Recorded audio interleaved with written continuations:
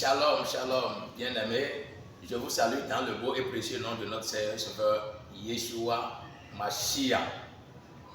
En présence de vous, c'est l'homme de Dieu, le réformateur béninois, Koyambo Onomboa Didier. Je vous ai apporté la bonne nouvelle du salut.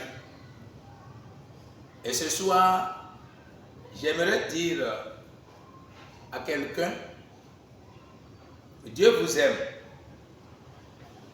Dieu vous aime et veut que vous soyez sauvés.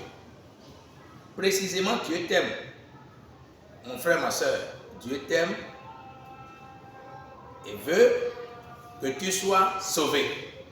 Et je prie que ce soir, ce message soit une bonne nouvelle pour toi et pour toute ta famille, au nom précieux de notre Rédempteur, le Seigneur Yeshua HaMashiach. Amen. Bien-aimé, Dieu t'aime. Raison pour laquelle il a élaboré un plan pour ton salut. Dieu a élaboré un plan précieux pour ton salut et je crois que ce plan ne va pas rater. Ce plan ne va pas te rater.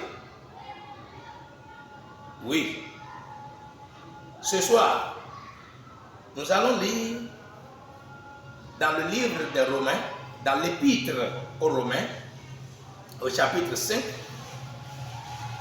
le verset 12. Romains chapitre 5, le verset 12. Voilà. Nous a rapporté une histoire vraie qui a sa source dans Genèse chapitre 3 à partir du premier verset. Et comme par un seul homme, le péché est entré dans le monde, et par le péché, la mort, et qu'ainsi, la mort s'est étendue sur tous les hommes parce que tous ont péché. Ça, c'est Romains chapitre 5, le verset 12. Et comme par un seul homme, le péché est entré dans le monde. Et par le péché, la mort. Et qu'ainsi, la mort s'est étendue sur tous les hommes. C'est-à-dire sur tous les êtres humains. Parce que tous ont péché. Bien-aimés, l'épître aux Romains est écrite par l'apôtre Paul. L'apôtre Paul, ayant entendu la conversion des Romains, de quelques Romains, était vraiment dans la joie et il a voulu leur présenter ce message pour voir si véritablement c'est ce message du salut qu'ils avaient reçu.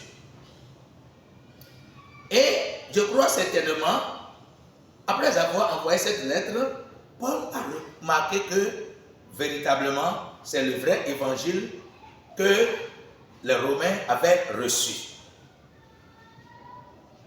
Maintenant ce soir, peut-être ici chez moi, c'est le soir. Chez toi, peut-être c'est le matin. Peut-être c'est à midi. Peut-être c'est à une heure différente de cette heure que tu es en train d'écouter ce message du salut. Cette bonne nouvelle du salut. J'aimerais te dire, ce message te concerne maintenant. Ce message concerne l'humanité entière. La Bible dit, et comme par un seul homme, le péché est entré dans le monde, et par le péché, la mort, et qu'ainsi, la mort s'est étendue sur tous les hommes, c'est-à-dire sur tous les êtres humains, parce que tous ont péché.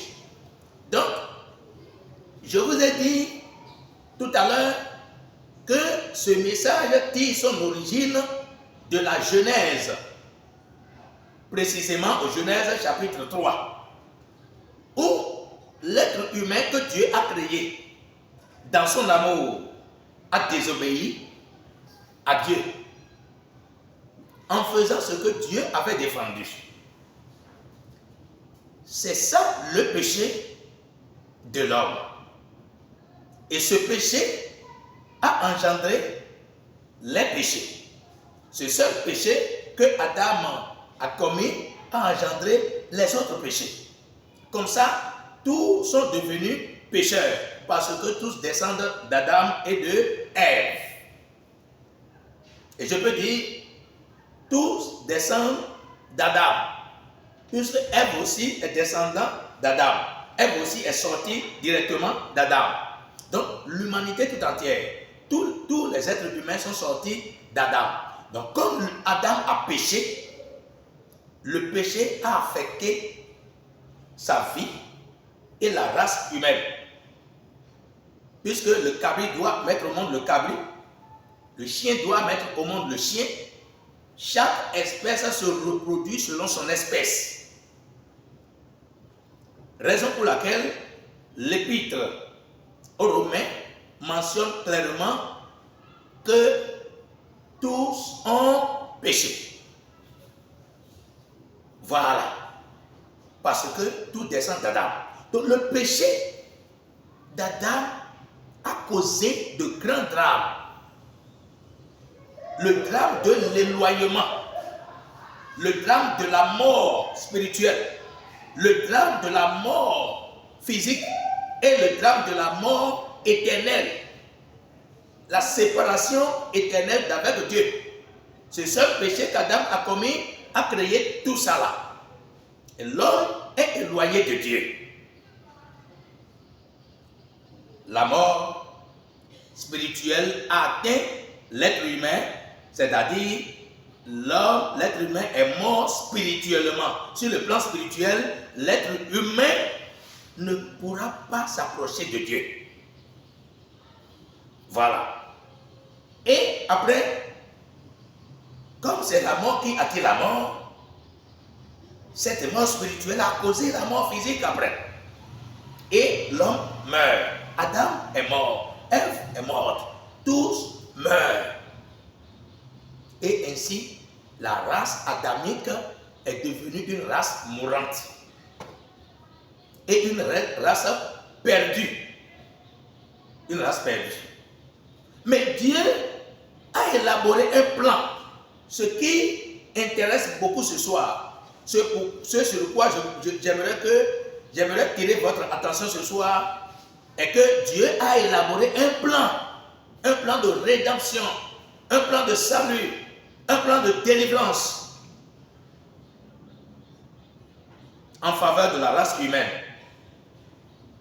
C'est pourquoi la Bible déclare dans l'évangile selon Jean, chapitre 3, le Seigneur Yeshua Mashiach va dire à Nicodème, car Dieu a tant aimé le monde qu'il a donné son Fils unique, afin que quiconque croit en lui ne périsse point, mais qu'il ait la vie éternelle. Donc, le plan de Dieu a fait que l'amour de Dieu a intervenu après le péché. Et lorsque le temps est accompli, Dieu a envoyé son Fils unique. Mais le Fils unique de Dieu, qui est-il? Le Fils unique de Dieu, c'est le Dieu unique manifesté dans un corps d'homme pour pouvoir faire la rédemption à son peuple, pour sauver son peuple. Puisque tous ont péché. Romains chapitre 3, le verset 23 nous dit que tous ont péché, car tous ont péché et sont privés de la gloire de Dieu. Donc le péché d'Adam a créé la séparation d'avec Dieu. La séparation entre Dieu et les êtres humains. On est privé de la présence glorieuse de Dieu. C'est ça. Donc, quand on est privé de la présence glorieuse de Dieu, on est tombé entre les mains de l'ennemi qui maltraite les hommes comme cela, comme il veut. Donc, tous ont péché. Personne n'est pur. Un pécheur ne peut jamais sauver un pécheur. Un prisonnier ne pourra jamais délivrer un autre prisonnier. Comme toute la race humaine est corrompue, personne n'est pur. Il faut quelqu'un de saint, de très saint, de pur pour pouvoir sauver l'humanité. C'est pourquoi l'Éternel lui-même a décidé de prendre une forme humaine pour devenir un être humain simple comme nous, mais sans péché, pour pouvoir sauver l'humanité par son sang. C'est pourquoi le Fils unique de Dieu dont il est question, c'est le Dieu unique et véritable qui est la vie éternelle, qui s'est manifesté dans un corps d'homme. Alors, avant de réaliser ce plan sur la terre, Dieu avait prédit par les prophètes. Il avait parlé aux prophètes. Si nous prenons Ésaïe chapitre 7, le verset 14, il dit: le Seigneur lui-même vous donnera un signe. Voici, la jeune fille deviendra enceinte et il mettra au monde un fils. On lui donnera le nom d'Immanuel. Immanuel, ce qui signifie Yahweh ou Dieu avec les humains. Dieu avec nous, c'est-à-dire Dieu avec les êtres humains. Dans Ésaïe chapitre 9, le verset 5 à 6, il dit: car un enfant nous est né, un fils nous est donné, et la domination reposera sur son épaule. On l'appellera admirable, conseiller, Dieu puissant, Père éternel, prince de la paix, donné de l'accroissement et une paix sans fin au trône de David, son père. David selon la chair. Donc, l'enfant là, c'est la manifestation de Dieu dans un corps d'homme qui a été prédit par le prophète Ésaïe. Mais dans Ésaïe chapitre 52, le verset 6, lisez tous les versets. Il dit: c'est pourquoi mon peuple connaîtra mon nom. Il saura en ce jour que c'est moi qui parle. Me voici. Bien-aimé, depuis des siècles, le peuple de Dieu ne connaissait pas encore le nom véritable de Dieu. Mais il le connaissait sous le nom El Shaddai, il le connaissait sous le nom Éternel, mais sous son vrai nom, le peuple de Dieu ne connaissait pas son véritable nom. Mais Dieu a prédit se manifester dans un corps d'homme avec son nom propre pour que son peuple puisse le voir. Le peuple de Dieu dans le temps, c'est Israël en tant que nation. Mais aujourd'hui, tous ceux qui auront cru au véritable évangile deviennent en même temps peuple de Dieu. Mais la prophétie annonçant que Dieu dira me voici à son peuple montre clairement que Dieu se fera voir. Et il s'est fait voir à travers son apparition sur la terre par une vierge, comme prédit Ésaïe chapitre 7, le verset 14. Bien-aimés dans le Seigneur, donc, lorsque le temps est accompli, Dieu a envoyé un ange. Nous pouvons le lire dans Matthieu chapitre 1er, à partir du verset 18 jusqu'au verset 23. Qu'un ange est venu annoncer la bonne nouvelle de la naissance du Sauveur Rédempteur à une jeune fille vierge, Marie, fiancée à un homme de la maison de David qui s'appelle Joseph, bien sûr. Vous connaissez l'histoire. Et il dit, c'est le Saint-Esprit qui viendra sur toi, c'est pourquoi l'enfant là sera appelé le Fils du Très-Haut. Et son nom sera Yeshua. Il sera appelé Yeshua. Car c'est lui qui est le Mashiach, c'est lui qui sauvera son peuple de ses péchés. Le peuple d'Israël appartient à qui? Appartient à Dieu. Donc, celui-là qui naîtra de cette vierge, c'est le Dieu lui-même qui vient à travers une vierge. Il devient fils. Fils de Dieu, Fils de l'homme. Qui est-il? C'est le seul Dieu véritable de la vie éternelle qui s'est manifesté dans un corps d'homme pour sauver son peuple. Bien-aimé, c'est comme ça que Dieu a réalisé son plan. Marie, en même temps, est tombée enceinte. Et vous le savez, elle a mis au monde l'enfant auquel il donna le nom que l'ange avait indiqué. Yeshua. Après 30 ans de vie, il s'est dirigé vers Jean-Baptiste que Dieu avait choisi pour annoncer et prêcher le baptême de repentance pour la rémission des péchés et pour montrer le salut au peuple d'Israël et au monde entier. Alors, Yeshua s'est fait baptiser par Jean au Jourdain. Il s'était fait plonger, immerger totalement dans l'eau à travers Jean. Et c'est là qu'il a accepté prendre tout le péché de l'humanité entière. Devenu ainsi l'agneau de Dieu qui ôte le péché du monde. Ce qu'on peut lire dans l'évangile selon Jean, chapitre 1er, le verset 29. Le lendemain, Jean vit Yeshua venant à lui dire, voici l'agneau de Dieu qui ôte le péché du monde. Bien-aimé, tous les sacrifices qu'on faisait, peut-être tu fais partie d'un loge, tu fais partie d'un groupe satanique, peut-être tu es idolâtre, j'y étais également, peut-être tu fais gris-gris, j'y faisais également, avant de se convertir, peut-être tu es vaudouiste, peut-être tu es animiste, ce n'est pas encore grave, ce n'est pas encore tard, Dieu t'aime et il a fait un plan, il a réalisé son plan. Et c'est à toi maintenant d'entrer dans le plan de Dieu pour être sauvé. Ce qui me préoccupe ce soir, c'est de te présenter cet évangile véritable pour que tu sois sauvé. Où que tu sois, quoi que tu adores.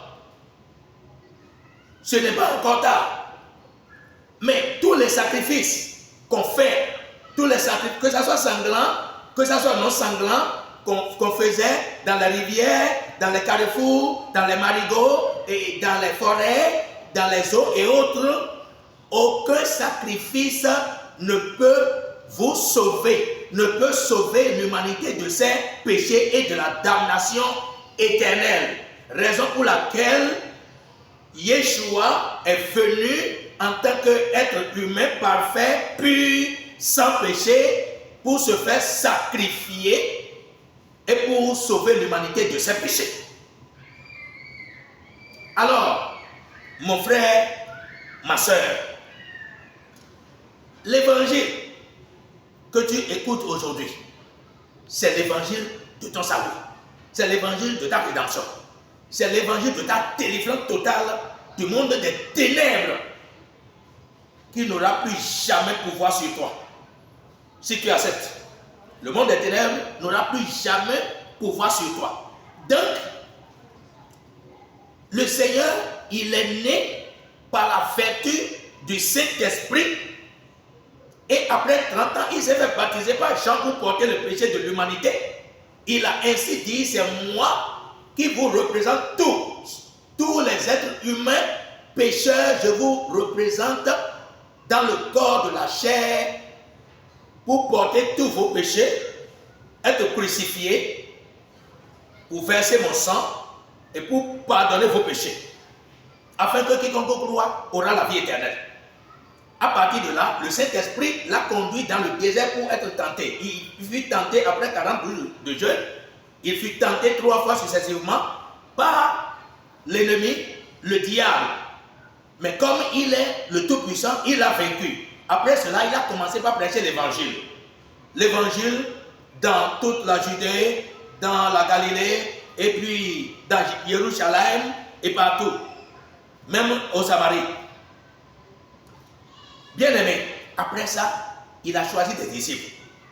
3 ans et demi plus tard, on l'a arrêté comme étant un pécheur. Mais il n'a jamais péché, mais il a accepté volontiers parce qu'il veut me sauver, il veut te sauver. Il veut sauver l'humanité de son péché et de ses péchés. Bien aimé, la bonne nouvelle pour toi est que il a été conduit avec 2 malfrats, 2 brigands. Et il a été crucifié sur la croix de Golgotha. Yeshua Mashiach a été crucifié sur la croix de Golgotha, à Golgotha, avec deux malfrats. L'un à gauche, l'autre à droite, mais Yeshua au milieu. Luc chapitre 23, le verset 33 au verset 34, nous a narré cela. Et après la crucifixion, il dit, Père, pardonne-leur, car ils ne savent pas ce qu'ils font. Qui peut apporter le pardon des péchés? Qui? Personne d'autre, à part le grand Dieu des cieux qui s'est manifesté dans un corps d'homme, en la personne de Yeshua Mashiach. C'est lui qui a apporté le pardon des péchés. Quand il a été crucifié, il a prononcé le pardon des péchés. Après cela, il est mort sur la croix. Il a été percé. Et nous pouvons le lire dans le livre de Jean, l'évangile selon Jean, chapitre 19, du verset 31 jusqu'au verset 36, que c'est lui qui a porté sa croix. Il a été crucifié. Quand il est mort à la croix, ils ont demandé, c'est-à-dire, quand le sabbat s'approchait, ils sont allés demander la permission à Pilate dans le but de ne pas violer le sabbat dans le temps, pour enlever les corps, pour les enterrer avant le sabbat. Ils sont venus, ils ont brisé les jambes du premier malfrat et du second, mais s'étant approché de Yeshua et le voyant déjà mort, il ne lui brisait point les jambes. Mais un des soldats lui perça le côté avec sa lance. Écoutez très bien, c'est l'heure de votre rédemption. Vous êtes les bienvenus. Écoutez, restez câblés et écoutez. La Bible déclare, mais un des soldats lui perça le côté avec sa lance, et aussitôt il sortit du sang et de l'eau. Celui qui l'a vu en a rendu témoignage. Il sait qu'il dit vrai, afin que vous croyiez aussi, afin que nous croyions aussi. Ces choses sont arrivées, afin que l'écriture fût accomplie. Aucun de ces os ne sera brisé. Et ailleurs, l'écriture dit encore, ils verront celui qu'ils ont transpercé.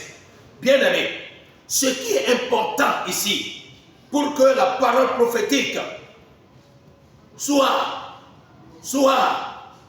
une parole véritable. La parole prophétique est une parole véritable qu'on doit accepter, et que il dit ce qui était écrit. C'était écrit de lui, aucun de ces os ne sera brisé.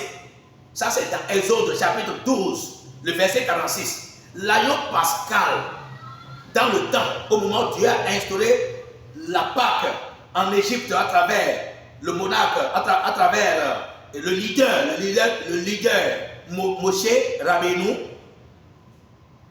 l'agneau pascal était la préfiguration du Seigneur Yeshua Mashiach.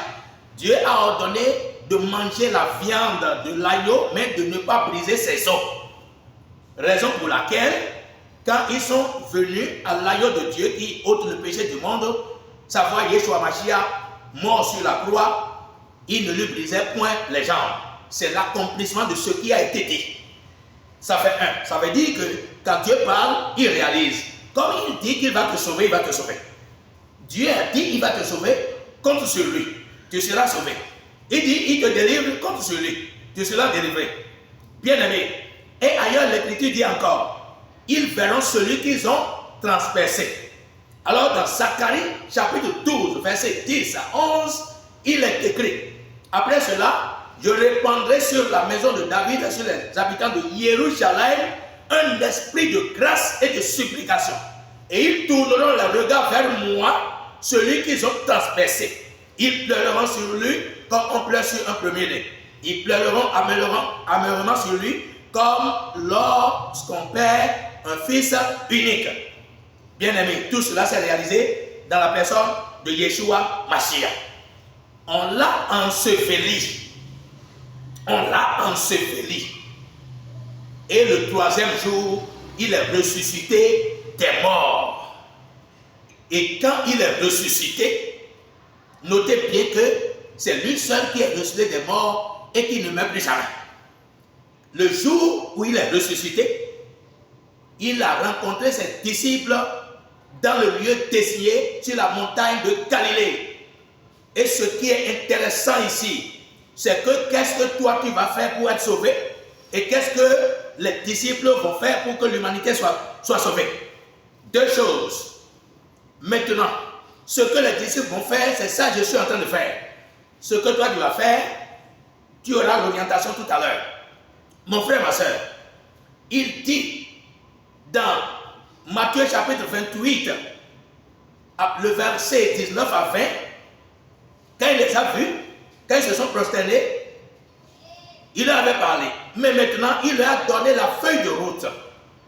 Comment les disciples vont faire, les 11 apôtres vont faire pour que l'humanité soit sauvée. Il leur a donné l'ordre qu'on appelle l'ordre de mission ou la grande commission ou la grande mission. Alors, bien aimé, il dit, allez. Et là, je vais vous citer 7 verbes. Il y a 7 verbes dans ces 2 versets-là. Le verset 19 et le verset 20 de Matthieu chapitre 28, il y a 7 verbes, dont 6 verbes d'action. 6. 5 plus 1, verbe d'action. Et un verbe d'état, être, le verbe être. Il dit, allez et faites de toutes les nations des disciples, les baptisant au nom du Père, du Fils et du Saint-Esprit. Et enseignez-leur à observer tout ce que je vous ai prescrit. Et voici, je suis avec vous tous les jours jusqu'à la fin du monde. Comment faire des nations des disciples? Dans Marc chapitre 16, le verset 15 à 16, il dit ceci. Il dit, allez par tout le monde, prêchez la bonne nouvelle à toute la création. Celui qui croira et qui sera baptisé sera sauvé. Mais celui qui ne croira pas sera condamné. Donc, faire des nations des disciples, c'est de prêcher la bonne nouvelle. La bonne nouvelle. Et il dit, baptiser au nom du Père, du Fils et du Saint-Esprit. Et le nom est au singleton, c'est au singulier, c'est un seul nom. Voilà. Donc, c'est un seul nom, donc c'est une seule personne. Cette personne-là, c'est Yeshua Mashiach. Dieu manifesté dans la chair. Le Saint-Esprit manifesté dans la chair. Donc, pourquoi après avoir entendu l'évangile, après avoir cru à l'évangile, qui est la personne et l'œuvre du Seigneur Yeshua Mashiach, puisque l'évangile, c'est la personne et l'œuvre du Seigneur Yeshua Mashiach qui est l'évangile. Pourquoi, après avoir cru à l'évangile, il faut se faire baptiser encore selon la recommandation du Seigneur? Il faut se faire baptiser, se faire plonger dans l'eau naturelle selon la recommandation du Seigneur. Pourquoi ça? Il dit, celui qui croira et qui sera baptisé sera sauvé. Mais celui qui ne croira pas sera condamné. Puisque celui qui croira, croit qu'il y a la foi, plus le baptême égale le salut. La foi plus le baptême égale le salut.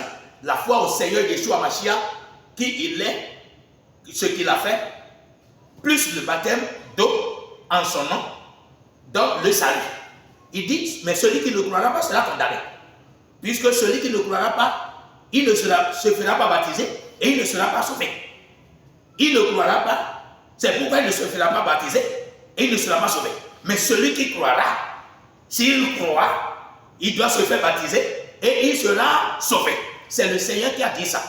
Maintenant, ça c'est l'ordre de mission donné aux 16 apôtres pour que les croyants du monde entier soient sauvés.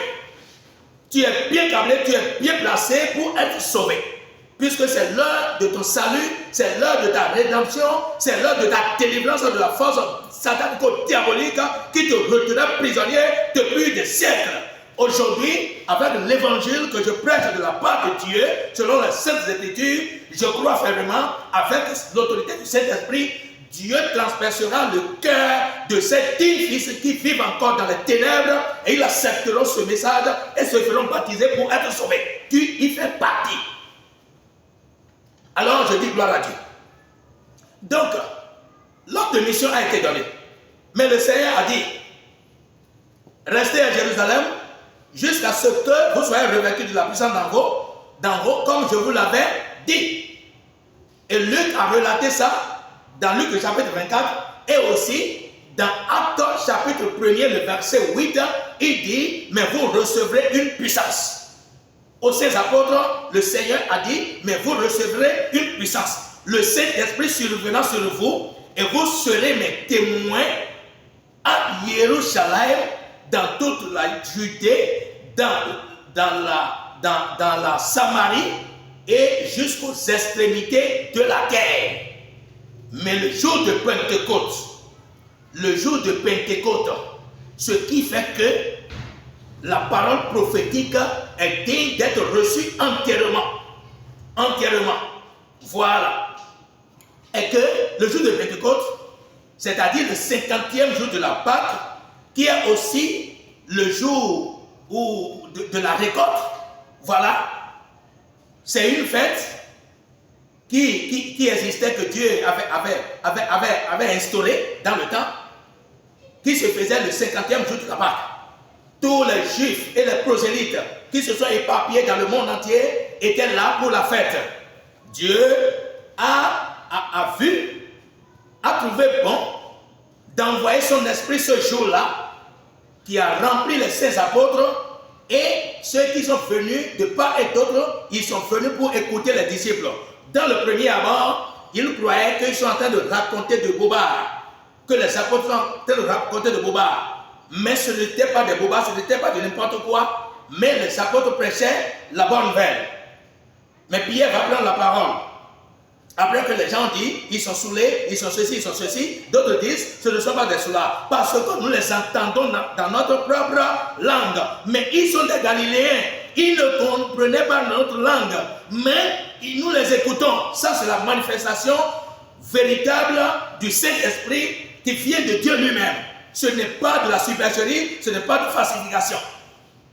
Et bien aimé, Pierre a pris la parole. Acte chapitre 2, à partir du verset 14 jusqu'au verset 36, Pierre a présenté qui est Yeshua dans les prophéties, dans la réalisation, dans sa naissance et dans tout ce qu'il a fait. Comment il a été crucifié sans péché et qu'il a ressuscité des morts devant tout le monde. Et quiconque croit en lui sera justifié de tout ce dont vous ne pouvez être justifié par la loi de Moïse ni par la loi quelconque du monde. Quand Pierre a présenté le Seigneur Yeshua Mashiach, la Bible dit à partir du verset 37 jusqu'au verset 41 que l'auditoire eut le cœur vivement touché. Ils eurent, après avoir entendu ce discours, ils eurent le cœur vivement touché. L'auditoire, ceux qui l'écoutaient, les hommes et les femmes qui étaient là, qui écoutaient l'évangile de la bouche de Pierre, poussé par le Saint-Esprit. Ils eurent le cœur vivement touché, ébranlé, pointu, transversé par la parole de Dieu. Et il dit à Pierre et aux autres apôtres, « Oh mon frère, que ferons-nous » C'est-à-dire, nous sommes retrouvés coupables et nous nous sommes retrouvés dans ce message. Et il n'y a plus où aller. Nous n'avons plus où aller pour être sauvés. Maintenant, que faut-il faire pour être sauvés? Que ferons-nous? Pierre va dire, c'est là ce que toi tu vas faire, mon frère. Ce que tu vas faire. Cette question est posée par l'auditoire de ce temps à ta place et à ma place. Moi, j'ai déjà répondu à cette question-là. J'ai déjà accepté ma part. Il reste toi. Et quand tu auras accepté, tu ne seras pas déçu. Je t'assure que tu ne seras pas déçu. Je prêche cet évangile-là, ça fait 30 ans déjà. Et je n'ai jamais été déçu. Et je ne serai pas déçu. Et quiconque croit en lui ne sera pas déçu. Bien aimé, Pierre va dire, repentez-vous. Et que chacun de vous soit immergé dans l'eau, plongé dans l'eau naturelle et non dans un baril, non dans une piscine ou quoi pas, ou non dans un baptistère, mais dans un cours d'eau naturel, dans une rivière naturelle. Repentez-vous veut dire tournez dos au monde, tournez dos à toute autre divinité, à toute autre croyance. Tout cela ne peut pas vous sauver. Tournez dos à ça et acceptez l'œuvre de la rédemption accompli par le Seigneur Yeshua Mashiach. Pierre va dire, repentez-vous, c'est ça la repentance. Et que chacun de vous soit baptisé au nom de Yeshua Mashiach. Ça c'est la réponse concordée à Matthieu chapitre 28 qu'on avait lu là-bas, qui avait dit au nom du Père, du Fils et du Saint-Esprit, et le nom est au singulier. Le Saint-Esprit, après avoir rempli, il a rempli le cœur, entièrement le cœur des apôtres. Pierre a compris ce nom, cette recommandation. Il dit, et que chacun de vous soit baptisé au nom de Yeshua Mashiach pour la rémission de vos péchés, et vous recevrez le don du Saint-Esprit, car la promesse est pour vous, pour vos enfants et pour tous ceux qui sont au loin, en aussi grand nombre que le Seigneur, notre Dieu, les appellera. Et par plusieurs autres paroles, il les conjurait et les exhortait en disant, sauvez-vous de cette génération perverse. La Bible déclare, ceux qui croient en sa parole, ceux qui acceptaient sa parole, furent baptisés et le nombre des disciples s'augmenta d'environ 3000 à plusieurs étaient baptisés en ce jour-là. Donc, qu'est-ce qu'il faut faire? Croire au Seigneur Yeshua et se faire baptiser en son nom, Yeshua Mashiach, pour le pardon des péchés et pour la réception du Saint-Esprit. Le Saint-Esprit qui est le cage, le Saint-Esprit qui est le sceau de Dieu, le cachet personnel de Dieu, la marque de Dieu, la marque de l'autorité de Dieu, la marque vitale de Dieu, la vie éternelle de Dieu, qui est la marque de l'appartenance à Dieu. Vous recevrez le Saint-Esprit. C'est ça l'évangile, mon frère, ma soeur. C'est ça la parole, mon frère, ma soeur. Repends-toi et fais-toi baptiser au nom de Yeshua Mashiach. Ça veut dire quoi? Pourquoi se faire baptiser au nom de Yeshua Mashiach? Celui qui accepte que Yeshua est mort pour ses péchés, il a été transpercé sur la croix, versé le sang sur la croix, il a été enseveli et qu'il est ressuscité des morts le 3e jour et qu'il ne meurt plus jamais et qu'il vit et qu'il vit toujours. Celui qui accepte ça, c'est lui qui se fait baptiser. Celui qui n'accepte pas ne se fera jamais baptiser, il ne sera jamais sauvé. Quelqu'un peut dire je crois, je crois. Tu crois en quoi? Est-ce que tu crois qu'il est mort pour toi et qu'il est ressuscité? Si tu crois, ça veut dire que tu dois manifester ta foi en te faisant baptiser selon l'ordre du Seigneur. Ça fait partie de la fondation du salut. Ça fait partie de la fondation du salut. Repentez-vous et que chacun de vous soit baptisé dans l'eau, bien sûr, au nom de Yeshua Mashiach pour la rémission des péchés, et vous recevrez le don du Saint-Esprit. Donc, celui qui se fait baptiser, c'est celui-là qui accepte la mort, l'ensevelissement et la résurrection du Seigneur Yeshua Mashiach. Il dit, oui, il est mort pour moi, il est ressuscité pour me justifier. Et il est connecté, celui qui se fait baptiser est connecté à la mort, à la crucifixion, la mort de Yeshua Mashiach, à son ensevelissement et à sa résurrection. Il est ressuscité spirituellement et lorsque son corps mortel sera inhumé, lorsque le Seigneur viendra dans sa gloire, il ressuscitera cet homme-là de la poussière de la terre et lui donnera l'immortalité. C'est ça l'évangile, c'est pourquoi il est notoire, il est obligatoire de se faire baptiser après avoir cru au vrai évangile que nous sommes en train de prêcher de la part de Dieu. Bien-aimé dans le Seigneur, l'heure est à toi maintenant. Je suis en train de faire ma part pour cette fois-ci, mais l'heure est à toi. Et je crois que si tu fais partie du plan de Dieu, du plan éternel de Dieu, tu comprendras ce message, tu croiras, tu te feras baptiser et tu seras sauvé. Le temps t'est donné. Voici le temps favorable. Voici le jour du salut. Ne perds pas ce temps. Ne perds pas ce temps. Ne passe point à côté de cet évangile. Mais accepte le Seigneur. Il t'aime. Malgré que tu es pécheur, comme je l'ai été. Malgré que tu es animiste, comme je l'ai été. Malgré que tu commets des forfaits, des péchés, comme je faisais aussi. Mais la grâce de Dieu m'a localisé. Il m'a saisi. Il m'a sauvé. Il m'a régénéré. Il m'a fait naître de nouveau. Et je suis né de nouveau. Par sa parole vivante. Et aussi par son Esprit Saint. Et aussi par le baptême d'eau. Et aussi par son sang. Mon frère, ma soeur, Dieu t'aime. Il ne t'abandonnera pas. Viens à Yeshua. Viens avec ton cœur. Viens, je sais que ce message que tu as écouté transperce ton cœur. Et c'est ainsi que ça se fait. Aux 10 fils du royaume de Dieu qui se sont éparpillés dans le monde entier, qui vivent encore dans le monde des ténèbres, l'épée que j'ai envoyée de la part de Dieu vous transperce maintenant pour vous amener à ce vrai évangile afin que vous soyez sauvés.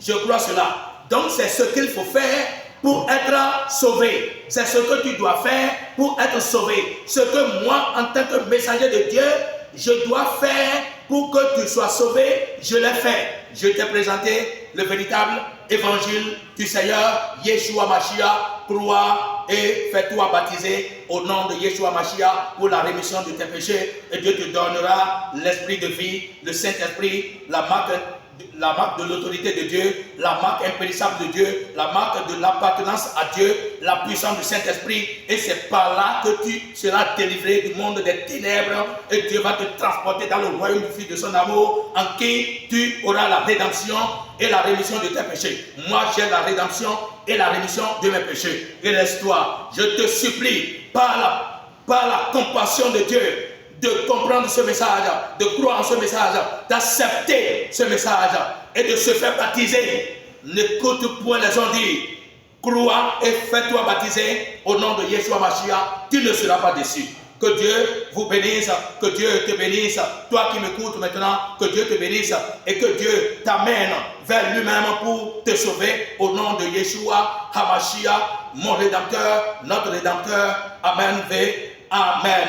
Mais pour nous contacter, vous pouvez nous contacter via Facebook, YouTube, WhatsApp, Telegram et aussi sur TikTok. Vous composez plus 229 01 66 35 96 32. YouTube, @réformateur 3R. Et sur TikTok, vous composez @réformateur 66.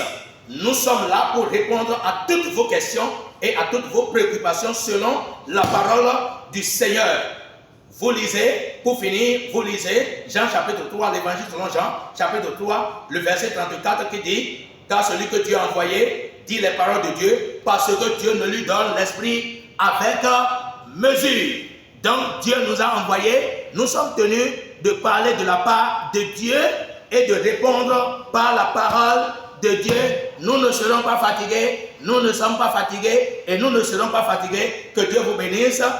Au nom de Yeshua Mashiach, Amen, Amen. Shalom à vous. Au revoir, je vous aime, mais Dieu vous aime plus que tout.